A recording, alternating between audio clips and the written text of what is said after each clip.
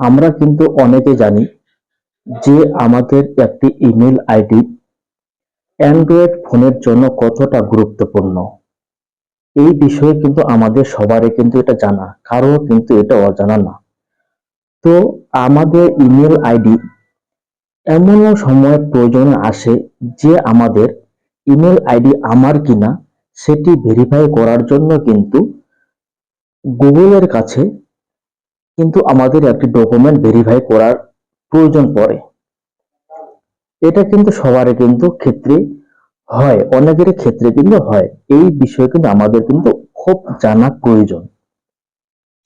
তো তার জন্য আমরা কি করব, যে আমাদের ইমেল আইডি কিন্তু অনেক পুরনো, মানে অনেক আগে আমরা ইমেল আইডি কিন্তু তৈরি করে ফেলেছি। তখন আমরা কিন্তু সেটা বুঝি না, বা কারো দ্বারাই আমরা কিন্তু ইমেল আইডি ক্রিয়েট করে ফেলেছি।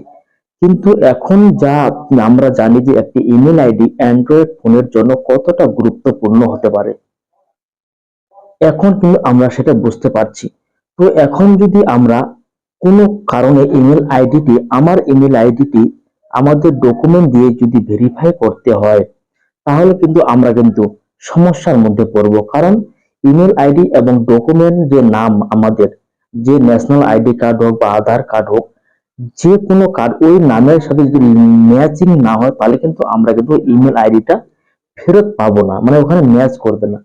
তার জন্য কিন্তু আমরা কি করব, আমাদের যে ন্যাশনাল আইডি কার্ড হোক অথবা আধার কার্ড হোক, যে নামের ডেট অফ বার্থ বা আমাদের নামের যে স্পেলিং, সেটা আমরা কিন্তু এডিট করতে পারবো ইমেল আইডি দ্বারা।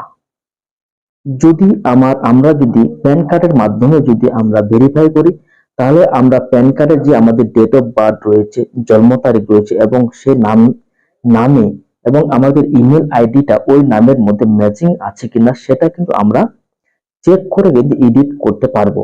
তো চলুন তাহলে কথা না বলে কিভাবে আমরা এই সমস্যার সমাধান আমরা মুক্ত পাবো। তো আমাদের সর্বপ্রথমে যেটা কাজ করতে হবে, আমরা চলে যাব ইমেল আইডিতে। সরাসরি ইমেল আইডিতে যাওয়ার পর এখানে আপনারা দেখতে পাবেন আপনাদের ইমেল আইডির লোগো, এখানে আপনারা লোগো দেখতে পাবেন। এখানে আমি ক্লিক করে দিচ্ছি। এখানে ক্লিক করার পর এখানে আপনারা সবারই মোবাইলে দেখতে পাবেন গুগল অ্যাকাউন্ট নামে একটা অপশন। তো এখানে কিন্তু আপনাদের ক্লিক করতে হবে। এখানে ক্লিক করার পর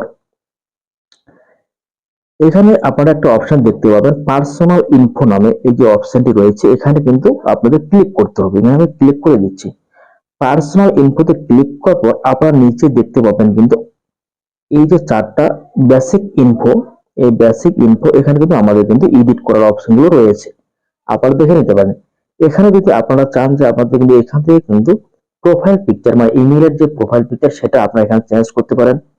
তার মধ্যে এই যে দেখতে পাচ্ছেন, এই যে নাম, ডেট অফ বার্থ, মেল এবং জেন্ডার সবকিছু কিন্তু আমরা এখান থেকে কিন্তু আপনাদের কিন্তু চেঞ্জ করতে পারবেন।